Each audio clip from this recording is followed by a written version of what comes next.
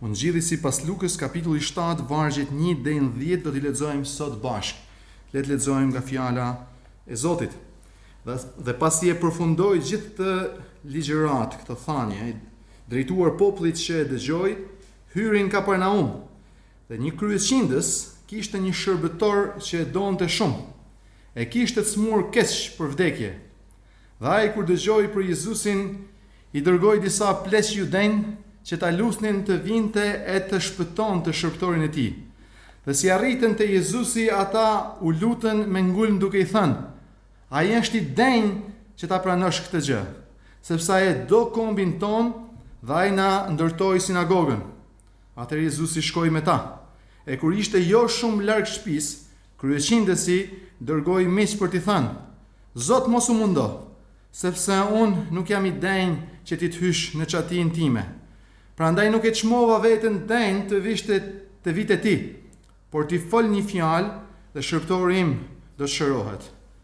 Sepse unë jam një njeri nën autoritet dhe kam nën vete ushtar dhe i them njërit shko, ai shkon, dhe tjetrit eja, ai vjen, dhe shërbëtorit tim bëje këtë dhe ai bën." Kur dëgjoi këto, Jezusi u mrekullua prej tij dhe duke i kthyer turmës që i vinte pas tha: "Unë po ju them se as në Izrael nuk kam gjetur një besim kaq të madh." Dhe kur të dërguarit u kthyen në shtëpi, shërbëtorin e smur e gjetën shëndosh apo të shëruar. Kjo është fjala e Zotit, e ju lutem shumë me përulësi ta pranoni atë si tillë sot. Tema e predikimit sot quhet besimi i një jo besimtari. Duket e çuditshme. Besimi i një jo besimtarit. A ka besim jo besimtari? Në kapitullin 6, veçanërisht e predikimin e Jezusit në një vend të rrafshët, Dr. Luka na mësoi për natyrën e besimit dhe për karakterin e besimtarit. Çfarë është natyra e besimit dhe karakteri i besimtarit?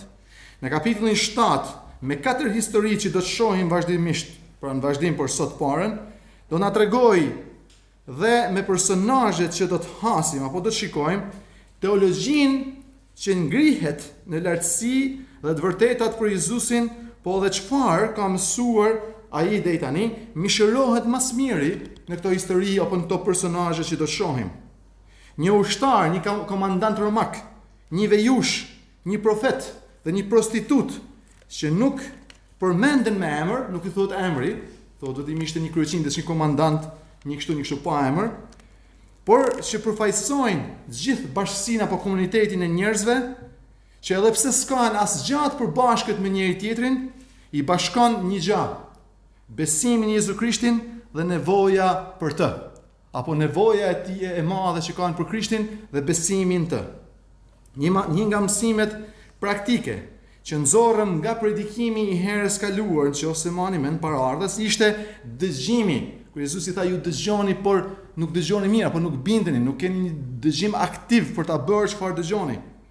Pra, bindja ose të bësh atë që ti e dëgjon, dëgjimi aktiv apo aftësia për dëgjuar, për të kuptuar dhe për të bërë atë që beson.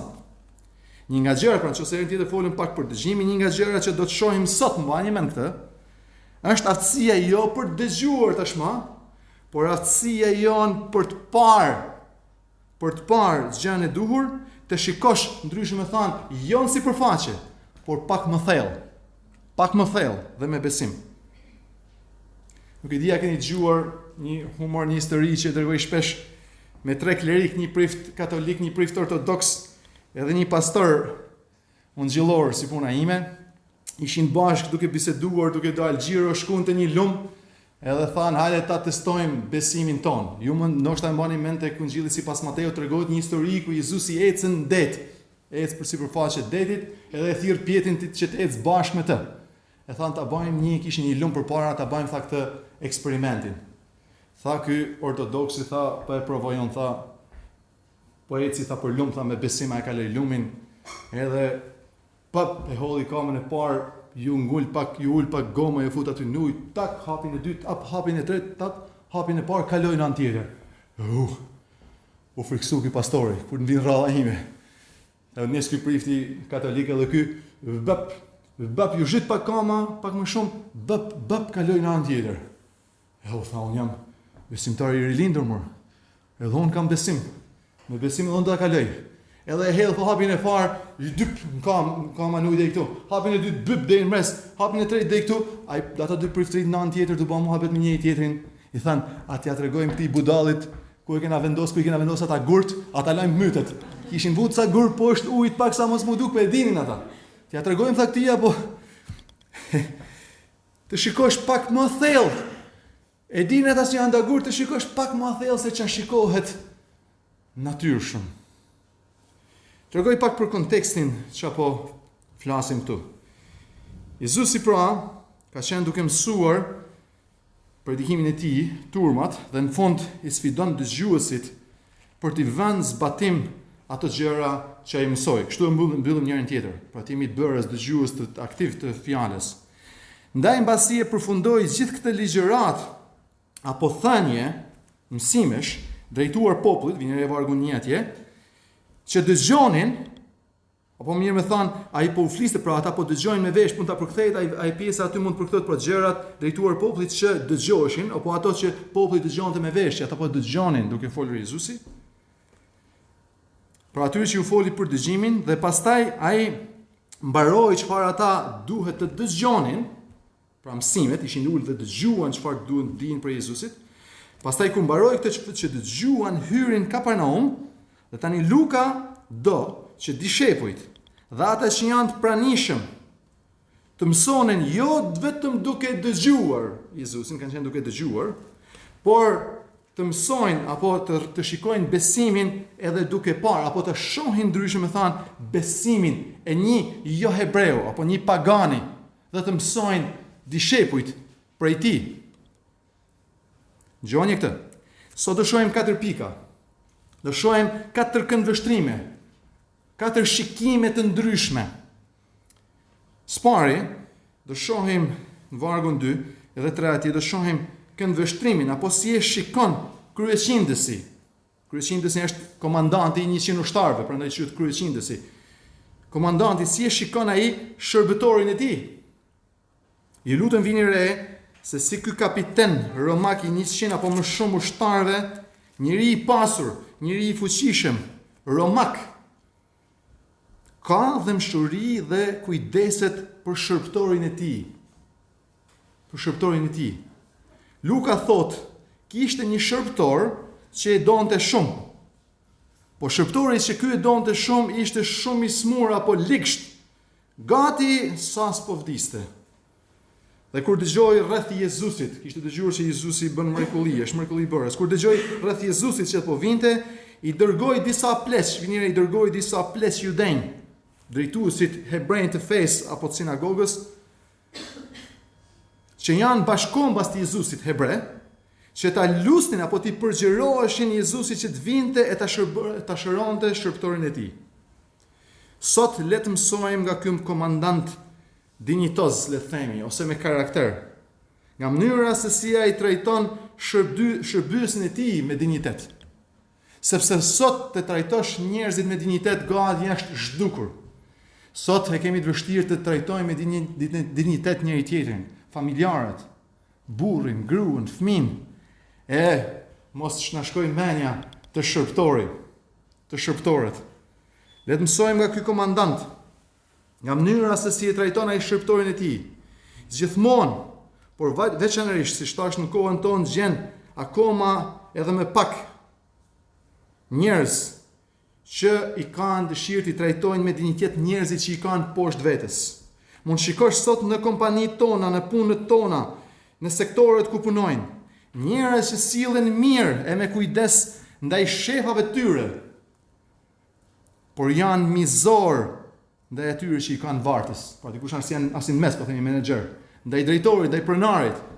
Sillet me kujdes, me dashuri, me sjellje çuditshme, kur ata që i kanë në vetin shvarcëve tyre gati sa nuk i shkel. Ky nuk ishte i tillë. Ai kujdeset shumë për ata që ishin nën autoritetin e tij, nën varësinë e tij. Ai që nuk i trajton me dinjitet atë që janë nën veten e tij, nuk do t'i trajtojë me dinjitet as ata që janë mbi veten e tij, edhe e kundërta është e vërtet, ai që nuk din, jo për servilizëm, se këta që po them unë për janë e bëjnë për servilizëm për ata që kanë si për vetes dhe i shtypin ata që i kanë poshtë vetes, por në kuptimin vullnet mirë. Ata që s'din të respektojnë autoritetin mbi, nuk din të kujdesen as për ata që kanë poshtë, të trajtojnë njerëzit me dinjitet. Me sot në veçarisht, nëse je beqar, apo aspirin a kena i rol, nëse je beqar dhe në mu martu, shiko vajzën apo djalin që ke dëshirë me marë, si trajton autoritetet. Si trajton njerëzit që ka si për saj apo ti, veçanërisht ato autoritetet natyrshme, jo ata që i ka për dhunit të puna, se shefin e ka për halle për detyrë me jo, por shiko si e trajton babin, shiko si e trajton vllajin, shiko si e trajton pastorin në këtë rreth. Shiko dhe si trajton njerëzit që i ka poshtë vetes nëse ka ai shkel libertet i zhgryn apo i trajton me dinjitet. Është e rëndësishme kjo, karakteri dhe mënyra se si trajtojmë njerëzit. Sepse sa do që mëkatar jemi, nuk e kemi humbur akoma edhe përfundimisht shëmbëllimin e Perëndisë në të cilin ne jemi krijuar. E duhet ta trajtojmë me dinjitet e me respekt secilin prej nesh. Vinere, ky e ka një këndvështrim dhe një shikim, edhe pse është komandant, një shërptor sklav, e trajton me dinjitet dhe kujdeset për të, e don që ta shpëtojë. Në pjesën e dytë në vargjet 4 dhe 5 do shohim këndvështrimi apo si e shikojnë krerët hebrejnë kryeqindsin, komandantin, pra pa si shikon komandantin shërptorin e tij, tani shohim si e shikojnë drejtuesit hebrej. Krerët hebrejnë komandantin. Ky komandant ishte një burr i respektuar nga të gjithë, jo vetëm nga varësit e tij, por edhe nga komuniteti dhe krerët fetar. Ai është një romak, mani men. Krerët fetar hebrejnë e trajtojnë ata me respekt, po ai është një romak, është një pushtues, është një armik. Ai ka ardhur në Jeruzalem, ka ardhur në Kapernaum, ka ardhur në vendin e Izraelit si pushtues. Dhe hebrejt ju urrejnë romakët. Në veçanti komandantët që jepin urdhër apo çojnë ushtarët për të bë plaçkit apo të bë diçka reprezale në vendin e tyre. Nuk kishin ne respekt për ta. Në vargun 3 pam që thuhet që ai u dërgoi disa pleq judejnë Jezusit. Pleqt dhe krerët hebrejnë sinagogës urrenin të merrin urdhra. Ata nuk i shërbenin, nuk i bindeshin apo nuk bënin asgjë, asnjë punë për askënd. As më tepër për një ushtar romak. Ishin si bobat fetarë, përsysh me rroba të gjata, kështu si kështu, ata nuk punonin për askënd, ishin krenar, as më tepër për një pushtues romak.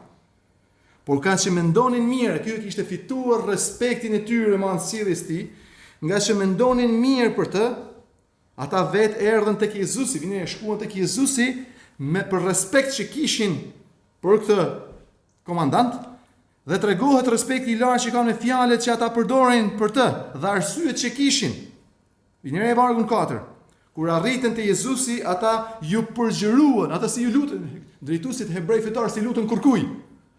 Por ju përgjëruan me ngulm, ju lutën me ngulm Jezusi duke thënë, vinë e fjalën, ai është i denjë. Ai është i denjë që ta pranosh apo ta kryesh këtë gjë. Pse? Pse mendonin ata kështu? Jo vetëm që ishte i kujdesshëm me sklavin apo me shërptorin e tij, por vini re çfarë thotë pra, jo vetëm me njeriu, në një shërptor ti, por ai thotë don kombin ton, popullin mbar. Komunitetin, pra jo vetëm njeriu, individin, por komunitetin, dhe gjithashtu thotë na ndërtoi sinagogën, na është dashamirës dhe me fen ton. Pra për shkak të asaj që ai bën, thonë judejt, ai është i denjë. Tash më e mend këtë fjalën i denjë. Ata mendojnë për shkak çfarë ka bërë ky është i denjë. Ata shikuan mirë dhe vërtet shikuan, por shikuan vetëm si jashtëmi. Vetëm si jashtëmi. Por a mjafton shikimi që kemi ne për veten apo për tjerët vetëm si jashtëmi apo vetëm nga ajo çfarë ne bëjmë? Ata e lavdëruan komandantin për veprat e tij të jashtme. Dhe kjo është mënyra që edhe sot njerëzit mendojnë se si do të hyjnë hatër të Zotit. Duke menduar që duke bën një vepër të mirë, duke kujdesur për këtë gjë apo për atë gjë, duke dhënë lek te ky vend i mirë, ata i vend i mirë, duke u sjellur mirë me dikë, duke I dhënë njeriu që ka nevojë, do të fitojnë favorin apo hirin dhe faljen në sytë e Zotit. Por këta krerë fetar nuk shikojnë mirë, nuk shikojnë pak poshtë ujit, si thash, ku është vendosur, nuk shikojnë shumë. Ata shikojnë vetëm sipërfaqe. Dhe në gjëra shpirtërore, dëgjoni këtë, në gjëra shpirtërore të shikosh mirë është shumë e rëndësishme. Sepse të shikosh rrejshëm për gjëra shpirtërore, sa I takojnë shpirtit dhe gjërat përjetshme, është keq, është më mirë të mos shikosh fare. Sepse të verbrit paktën e dinë që janë të verbër edhe kërkojnë ndihmë. Por ata që shikojnë në sipërfaqe, ata që shikojnë rrejshëm, ata marrin qaf njerëzit, dynjan, se mendojnë që shikojnë, por në fakt nuk shikojnë mirë dhe të vërtetat e Perëndis. Ne shpesh mendojmë se jemi mirë, apo edhe tjerët mund të na thonë fjalë të mira dhe mund të na thojë që ti je mirë në krahasim me këtë apo në krahasim me atë, jemi të mirë. Por gjoni këtë, kur e kthejmë vëllezër motra të gjithë shikimin nga vetja jonë. Po ta shikojmë gjithë mirë me sinqeritet shikimin nga vetja jonë. Në zemrat tona, në ndritën e fjalës shenjtë Perëndisë të karakterit të Tij, gjejmë atje brenda gjëra të padenja, të mamira, sa dhe vetes kemi turp t'ja përshpërisim me zat ult, jo me zat lart. Po t'i kthejmë syt mirë, me sinqeritet ta shikojmë veten tonë në ndritën e shkrimit të shenjtë. Shohim atje brenda zemrave tona gjëra që vetes kemi të frikë t'ja përshpërisim. Është e rëndësishme se si shikon dhe sa me imtësi apo me vërtetësi shikon. Shikon, në vitin 1674, një holandez, një shkencëtar, nuk e di si mund ta lexoj emrin e tij, Lou Walker, diçka e kishte emrin, s'ka rëndësi emri I tij, ishte një shkencëtar, zbuloi apo shikoi për herë të parë ujin me mikroskop. Dhe atëherë mjafton të e shikoje me sy të lirë ujin, që ose është I kthjellët, një lumë që rrjell, pra mund të mushë I gotë në lumë dhe e pije, mund të tek një shkam që rrjell apo dikon e pije. Por kur e vendosi, kur mori ujë të pastër, një ujë më të pastrit e mundshëm, dhe vendosi në mikroskop, shikoi atje krimba, gjana shpije, baktere, gjana, gjithë çfarë lloj gjanash kur e zmallon, uji edhe pse dukej si jashtëmi edhe me sy të lirë apo sipërfaqësor I pastër, ishte plot me mikroorganizma të dëmshëm. E ka rëndësi se si shikon veten. Këndvështrimi I tretë, apo pika 3 është këndvështrimi apo shikimi I komandantit për veten e tij. Pam si e shikon shërptorin, pam si e shikojnë krerët atë, si jashtëmi, burri I mirë, I drejtë, I shenjtë, e bën gjëra të mira, bravo mirë. Po shohim se si e shikon ky komandant veten e tij. Jezusi shkoi me ta, pra me këtë bashkësi apo delegacion që kishte dërguar. Por kur po afrohej shtëpisë, kur nuk ishte jo shumë larg shtëpisë komandantit, komandanti I dërgoi një përfaqësi apo një delegacion tjetër, ca miq të tij, vinjëri atje, për t'i thënë çfarë? Për t'i thënë çfarë? Zot, mos u mundo. Pse? Mos u mundo më ardh të shtëpia ime. Pse mos më mundu më ardh të shtëpia? Sepse, vinjëri përgjigjen, pra bëni pyetjes pse? Pse? Sepse unë nuk jam I denj që ti të hysh në çatin time apo në pullazin tim. Çfarë than atë për këtë? Ai është I denj për këtë që ka bën kështu, ka bën kështu, ka bën ashtu. Ky vetë kur e shikon veten krahasim me Krishtin që po vjen, birin Perëndis, thotë Zot, mos mundo sepse nuk jam I denj që ti të hysh në çatin time. Prandaj, jo se përtova, vini që thota, jo se përtova, apo mule I hunda apo krenaria që të vi, pse se erdha unë tek ti? Sepse nuk e çmova, vini çfarë thot vargu.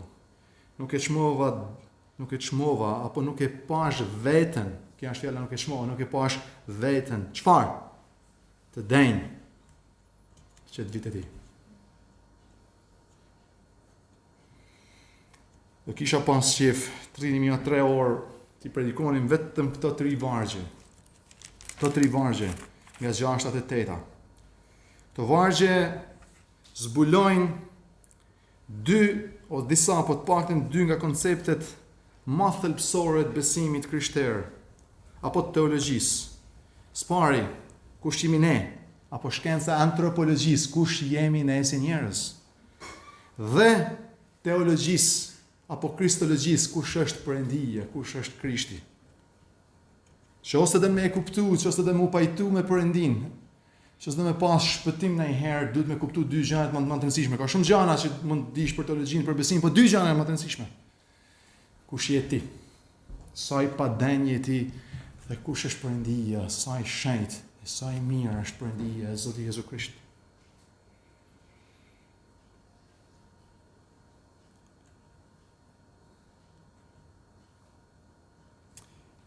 Qeshi shpesh me njerëzit, në fakt unë kur ngjej kështu çudina, si marrina le të themi kështu të mira, mërzitem, po më kanë thënë, më kanë qortu disa vëllezër, mos e mërzit, unë kam një paftësi të lindur, a fatkeqësia është handikapi im. Kam një paftësi të lindur vështirë për të qeshur me marrina. Po shokët e mi më kanë thënë, leni merremi me sportivitet, leni edhe do gjanat kalojnë, mos e mërzit për çdo gjë. Më kanë dhënë këshille, shumë këshille mira, pse e kam unë vështirë. Por qeshi me disa njerëz, se mërzitën, bëjmë të thënë qeshi se s'duhet më mërzit, pra, kur thajnë disa këtu në mesin tonë, apo jashtë mesit tonë, po, adin kush jam unë? Unë jam dikush në jetë, unë s'jam kurkush, jam dikush. Ky personi është vëllezër motra një komandant romak.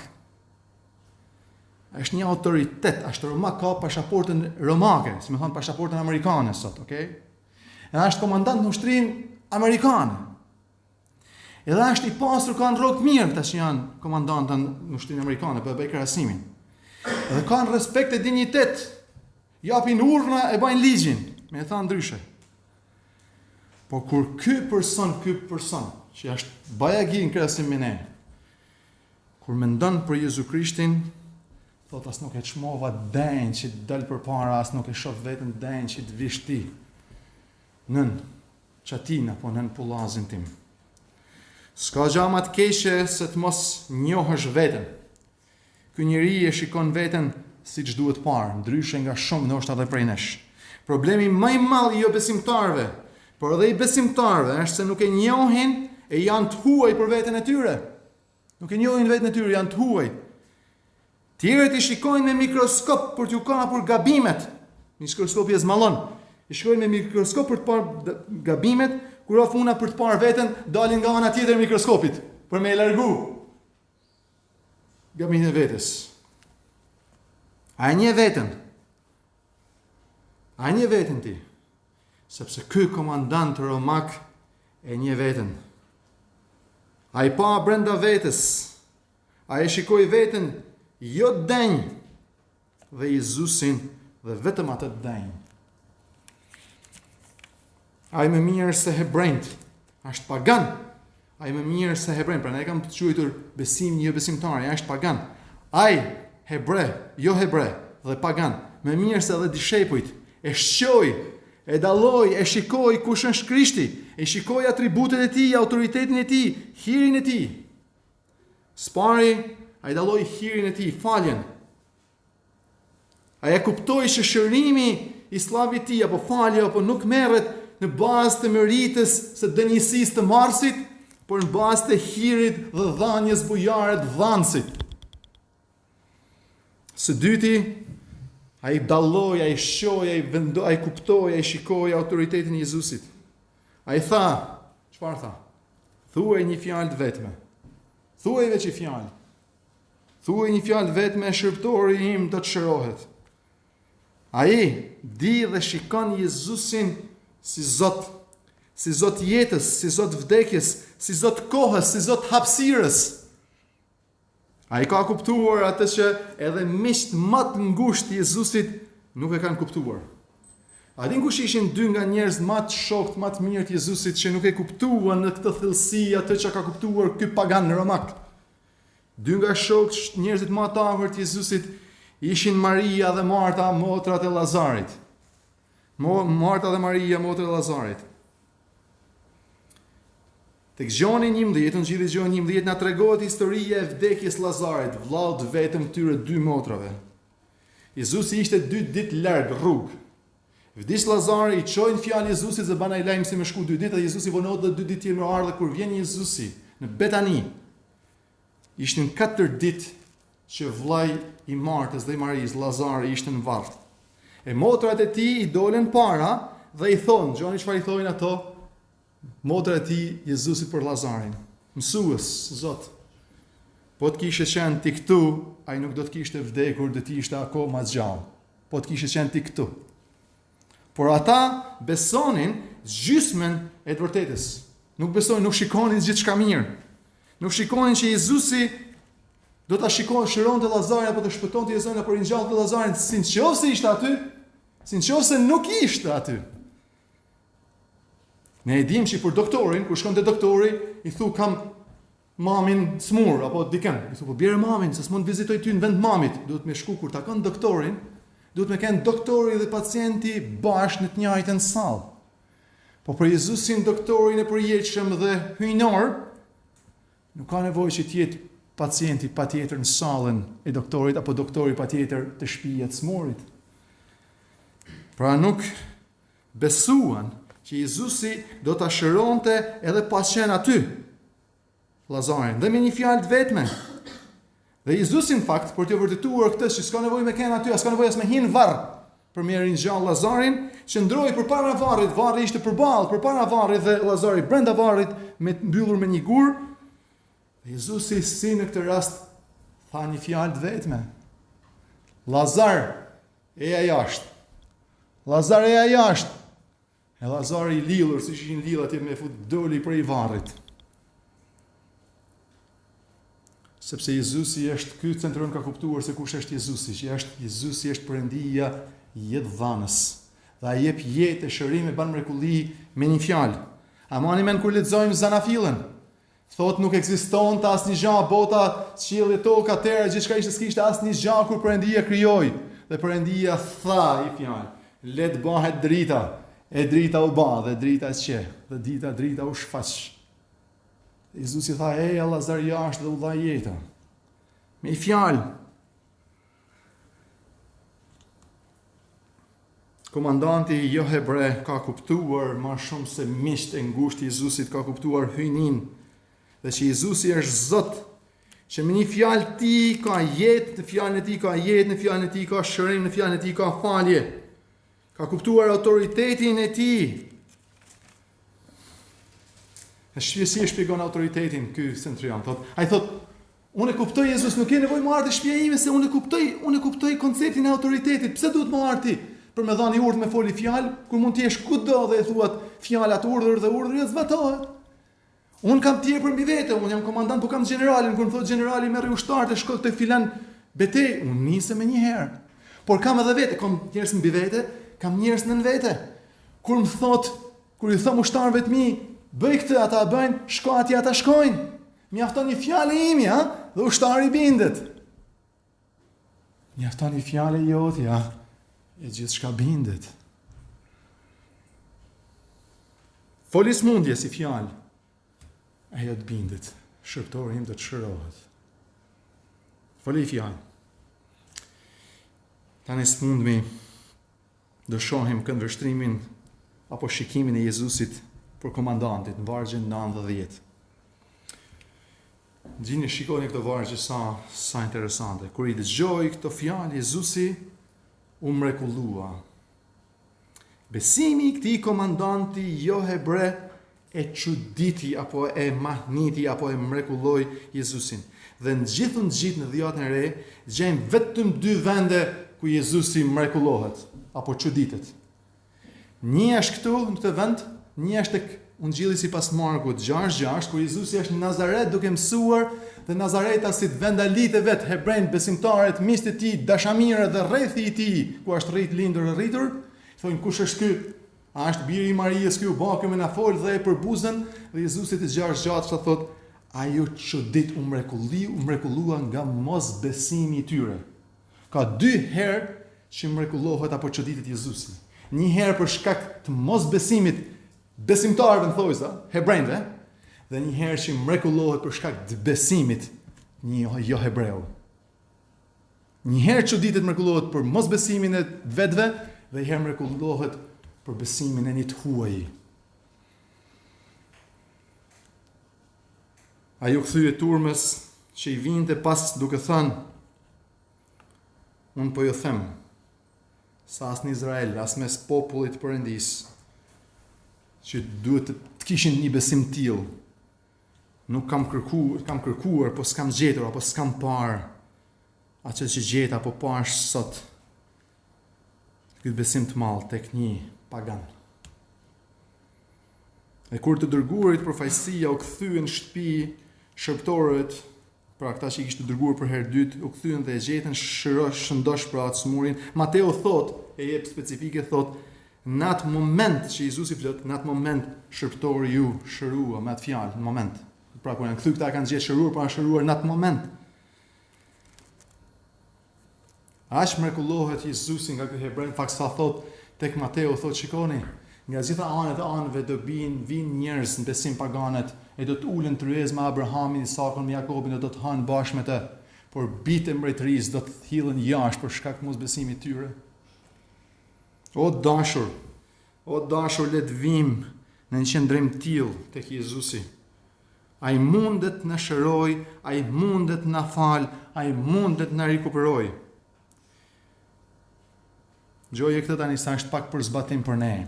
Është praktike dhe kam dëshirë gjithë të shikojmë të ndjojmë me vëmendje. Qose ti vetë je i smur apo je në këtë gjendje, kur flas nuk po flas tani vetëm për smur, nuk ka se keni ndoshta kena një rast urgjent për vdekje tani, por në çdo kuptim smuri, na smur shpirtërisht, na smur në marrëdhëniet tona. Qose është një marrëdhënie ngrahmat e fundit, apo e ligsht, e gati për të vdekur, apo një lidhje, apo një punë, apo një miqësi, a diçka tjetër. S'ke vend për denjësie për të mburrur. Thjesht duhet më arë si nevojtar të Krishtin e thonë, nuk jam i denj. Është për shkakun tim, është për mëkatin tim, është për mëkatin e secilit prej nesh. Kur e pyetën çështërtonit në radhë, i thonë, çfarë nuk shkon me këtë botë? Ai tha, unë. Shkoj, është problemi im. Është problemi jon. Thuaj nuk mundem vetë, por thuaj një fjalë o Jezus edhe ti mundesh. Sepse ti s'mundesh vetë, sepse vëllezër motra, nëse mundeni vetë, nëse një smur s'keni nevojë, nëse mundeni vetë, s'keni nevojë me shku te doktori. Nëse mundeni vetë, s'keni nevojë me shku te mësuesi, nëse keni nevojë, s'keni nevojë ku dien fitoni përjetësinë e lavdin, s'keni nevojë me shku te Zoti. Por nëse s'mundeni vetë, keni nevojë tek me shku tek ai që mundet. Nëse Perëndia është larg, Perëndia është i shejt, e ti je mëkatar, e nuk mundesh për me shku tek Perëndia. Je nevojtar, nuk mund të shkosh. Imagjinoni nëse do të shku në Amerikë. Si mundet me shku dikush në Amerikë vetë në kamp? Nuk mund të shkojnë, sepse është një oqean në mes, është shumë larg. Me shku në Amerikë, je nevojtar, o do hysh në anije, o do hysh në avion. Nuk mund të mburrësh të shkojnë në Amerikë, je nevojtar i avionit, i ndërmjetësit, i atij që të bartet të çon atje. Që ose je mëkatar, ke nevojë për Krishtin që të bartet të çon tek Perëndia. Është një gallatë si kjo, gallatat e mia që bëjnë me mua, me Muhammed Alin, me kampionin, super kampionin e boksit. Ishte në fuqi kampion, edhe hyp, këta që i bëjnë humor të hollë, këto vdesin fare, hyp në avion ky. Muhammed Ali edhe vjen koha me vun rripin e sigurimit. Afrohet një stewardesë elegante, i thot, zotëri, vendosni të lutem rripin e sigurimit. Muhammed Ali tha, super njeriu, o mbi njeriu, supermani, s'ka nevojë për rrip. Stewardesa i kthye me një qeshur, super njeriu s'ka nevojë as për avion. Nëse ke hyp në avion, ke nevojë për avionin, ke nevojë edhe për rripin, se nëse je superman flutur vet. Nuk ka njeri të gjithë pushtetshëm këtu, të gjithë fuqishëm këtu, jemi të gjithë nevojtar. Jemi të gjithë nevojtar.